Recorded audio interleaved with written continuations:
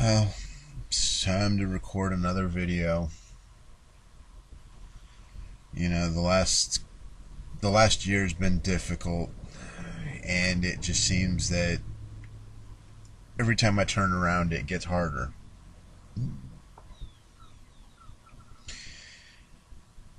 Nothing is going right. I I don't know how anything's gotten any better for anything that I've been trying to do.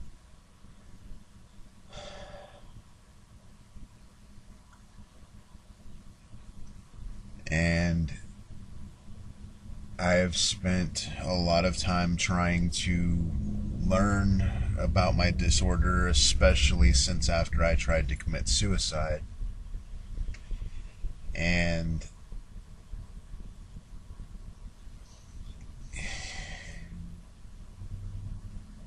the one thing that I can sit back and say is I feel completely hurt and absolutely betrayed with the way that things are being handled, because whether they want to admit it or not, all the games that are getting played and the fact that the people that matter the most to me refuse to talk.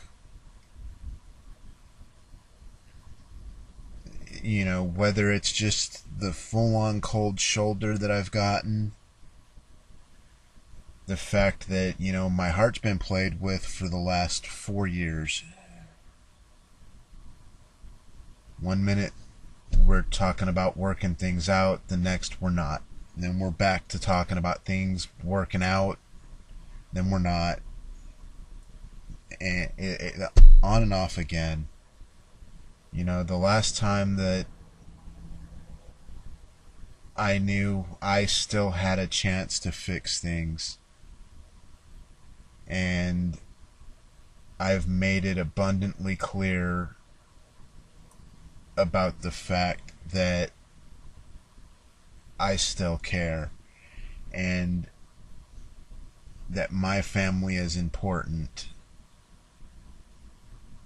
But it's brutally obvious that none of the promises that were made matter. None of the things that I was told matter, because my kid's being used as a weapon. They're trying to absolutely, completely take her from me. And the fact that I went from having a chance to being completely shut out and having to find out what's going on completely by chance, and then having my face rubbed in it. The last couple of weeks has just been absolutely, utterly brutal.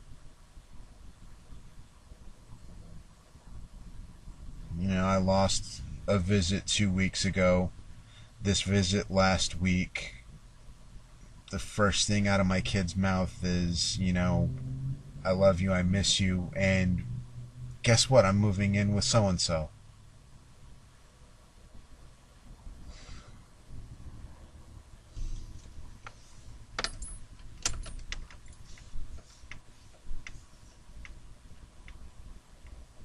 And I have to sit here and wonder if she was put up to it. I mean, is this the absolute brutal game of how much can we push you before you break?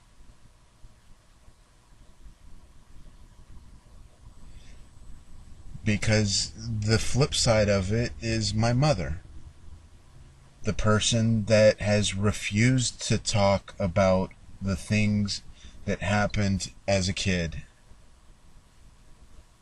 The person that refuses to talk about anything that has to do with emotion.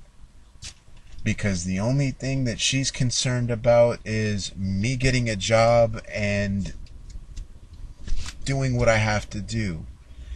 And you refuse to see the fact that I have legitimate disorders. I mean, the files on me were that thick or more, just on my mental health.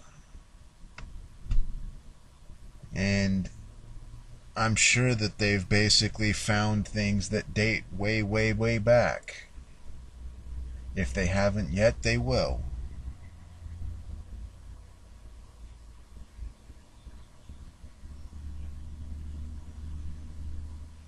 It just hurts for, the fact that I refuse to give up on them, and all I get is it may as well be a knife to the heart, because it's so brutal, it's so painful to deal with the spite and vindictiveness that I've gotten from my mother, and the absolute silence that I've gotten from my wife, because the divorce is still not final.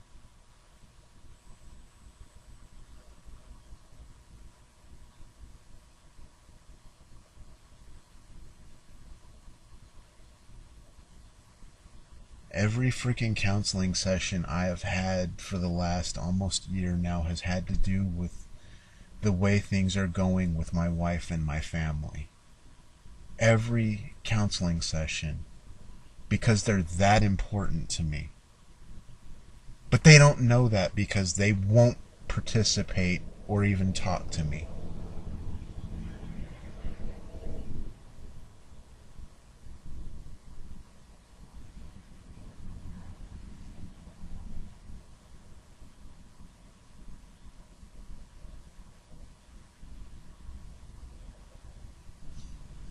Everybody tells me that you don't need it, you don't need them.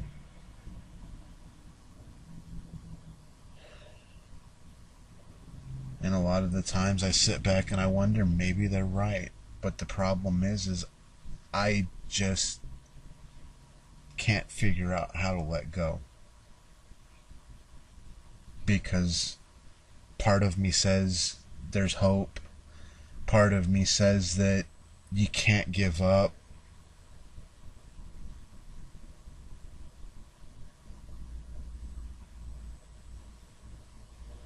And then there's that little bit of me that just screams and wants to cry and just wants to die, because all that I've gotten is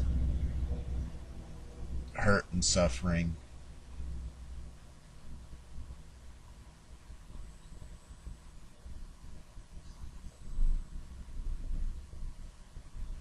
And the sad thing is this could work if everyone would actually have just talked.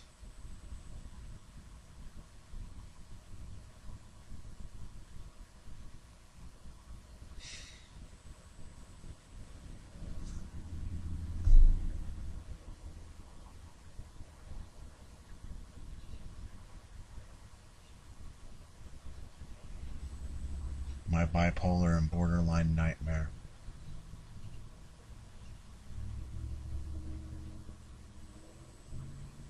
This isn't the first. The issues, the pain, the suffering, it's what I've known. It's what I've felt all my life. And the irony is any other relationship I've ever been in, I have been able to do the exact typical thing that any bipolar person does, which is basically just shut off and absolutely, completely sever ties. It's so easy to do, but this time I can't.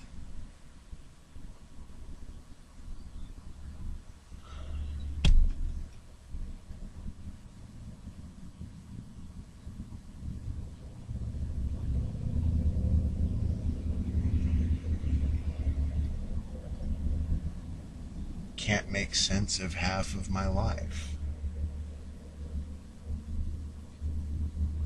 More than half, really. The vast majority of it.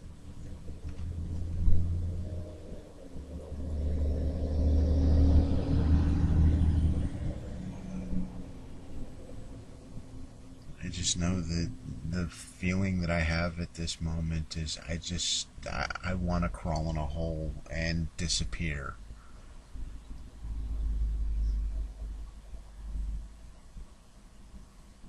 So many times I've basically just wanted to have never existed.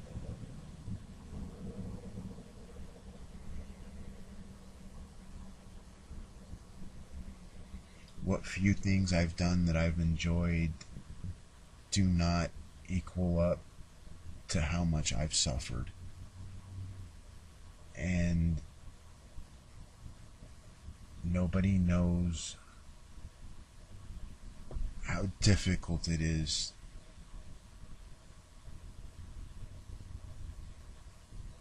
and the thing that really sucks is I sit here in this car all day, all night. Very few people bother to even think about me.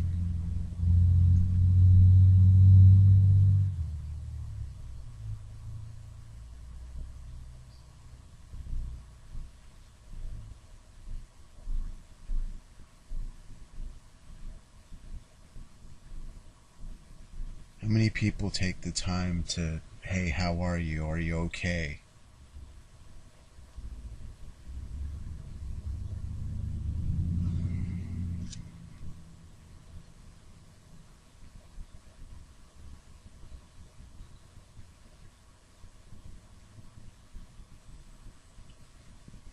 I find myself starting to really crawl back into that, shut myself off, and keep everybody at arm's length frame of thought when I was younger.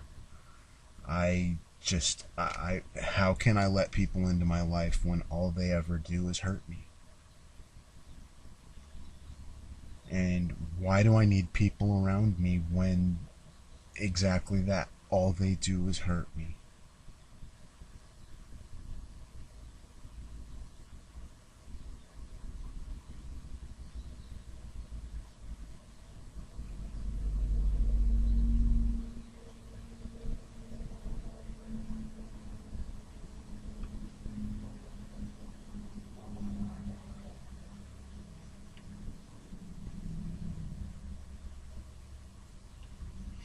I may have screwed a lot of things up, but the things that I did, the promises that I made, and the fact of when I tell someone that I love them, it's absolutely, without a shadow of a doubt, a real thing.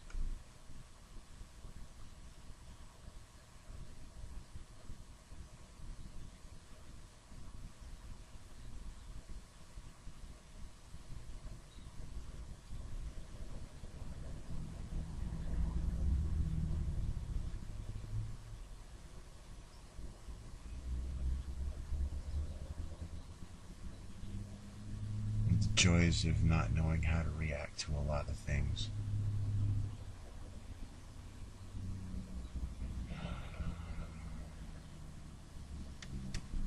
The things that I was told as a kid, you're not normal, you don't fit in.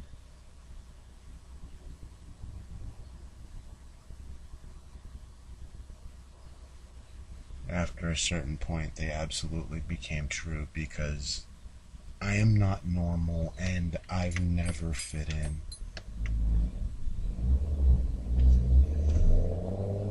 Look at me.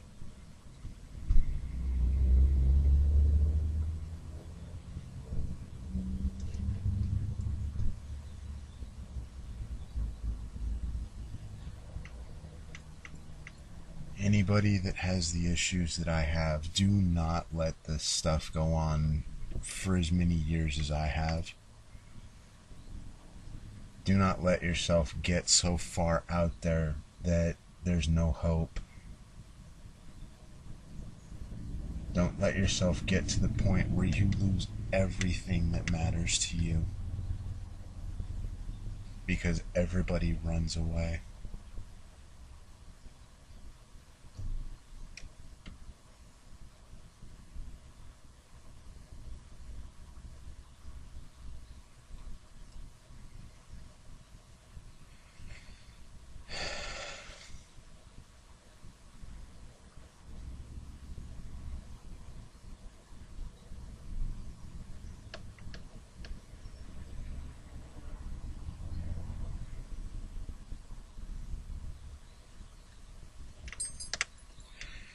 How do you cope? How do you deal with losing everything in your life?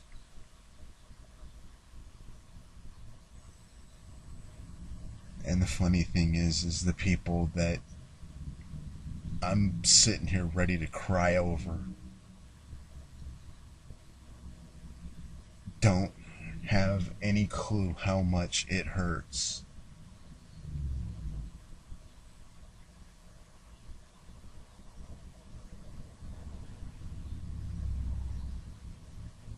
I almost died and they don't give a shit.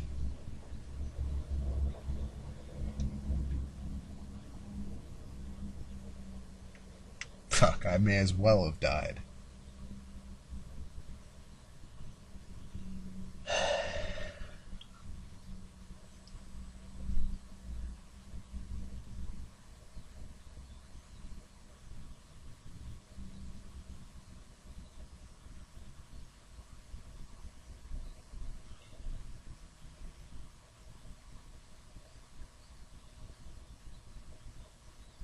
What does it say about me when I'm the one sitting here ready to cry for them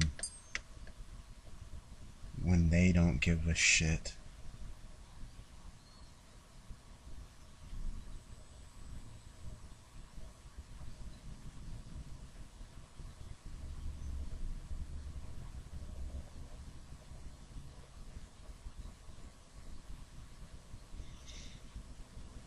It's pretty sad, isn't it?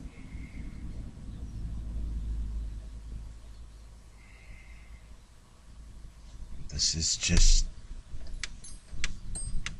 the destroyed, disturbed thoughts going on in my head.